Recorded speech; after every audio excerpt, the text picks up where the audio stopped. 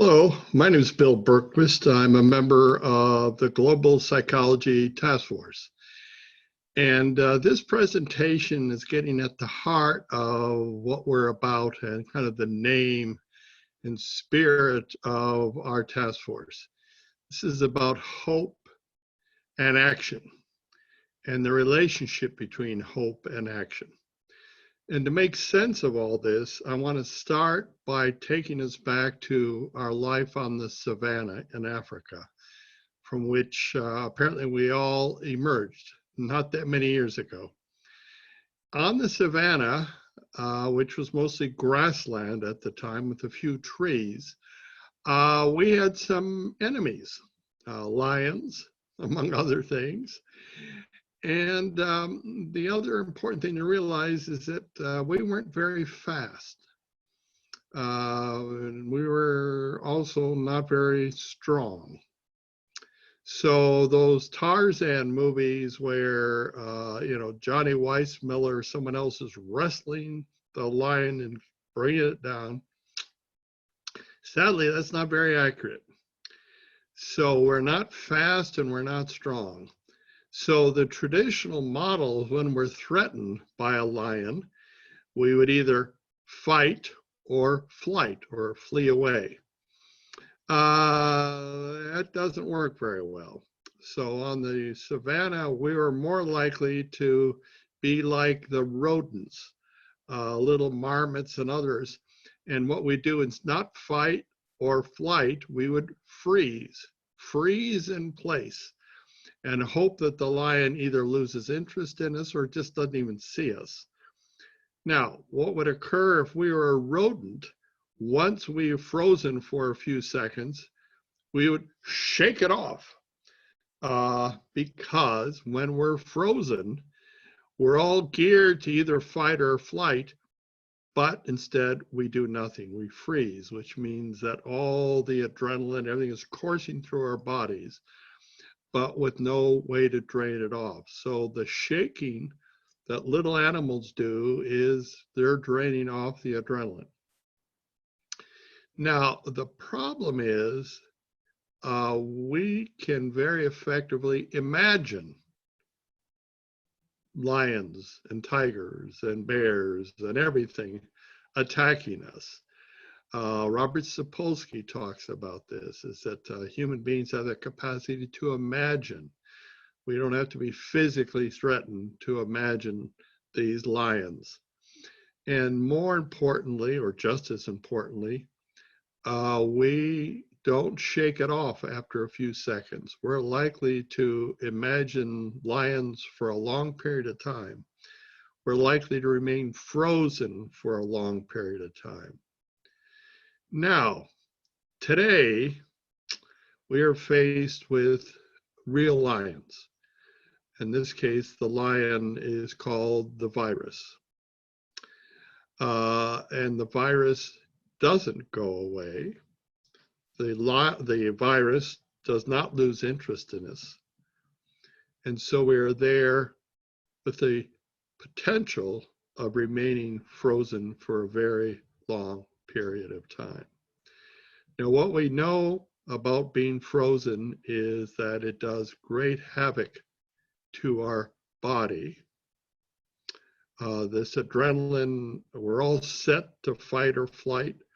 It's called the sympathetic system is aroused. Our parasympathetic system is depressed.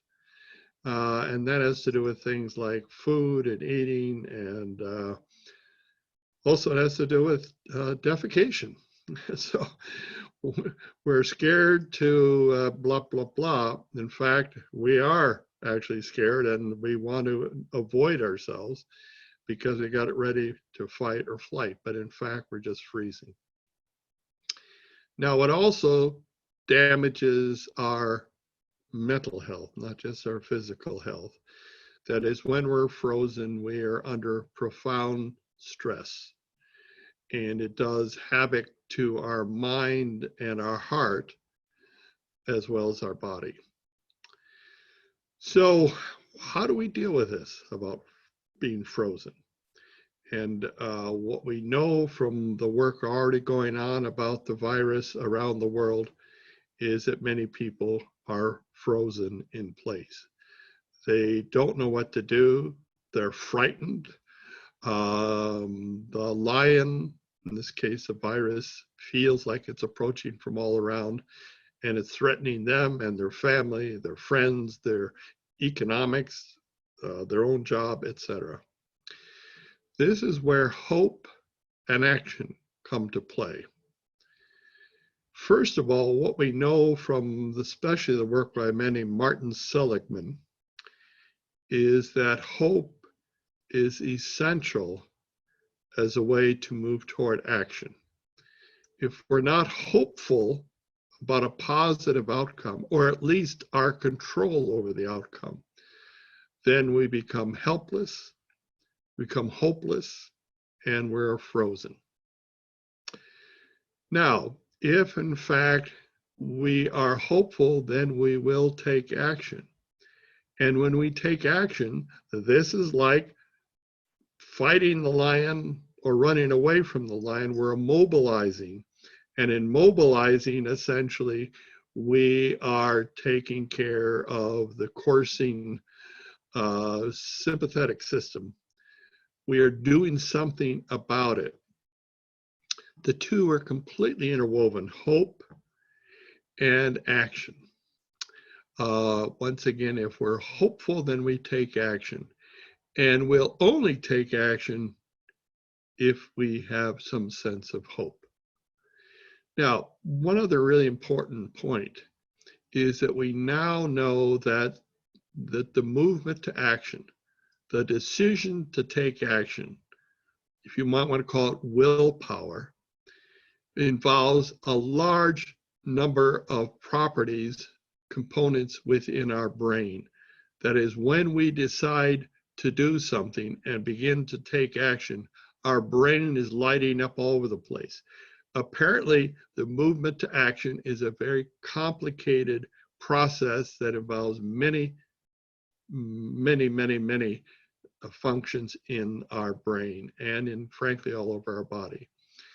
When we look at depression, for instance, depression, which is in many ways a form of freeze, takes place in part because we are not effective at activating the different parts of our mind and our body that are needed to move forward with action. So what we're doing in this series of presentations on this website, we're hoping to provide you with hope. That is, to look at ways in which we believe that we can effectively encounter the virus.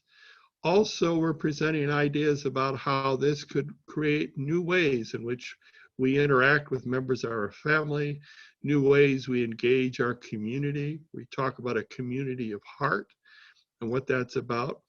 That at the end of this challenge of the virus, there's a possibility that we're going to be a little bit better as human beings in our own family and in our community.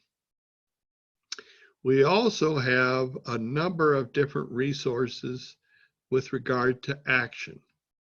What actions are appropriate to take? What are likely to work for us? How can we begin to move the locus of control internally? Clearly, the virus has its own life. It's a very powerful external force. The political situation, the economic situation, in many ways that are outside our control. And yet there are things we can do with our own children, with our own parents, with our own family, and in our own neighborhood and local community that can make a real difference. So this website is dedicated to the interplay between hope and action. And we hope that you can find this website helpful in the action that you are yourself taking. Thank you.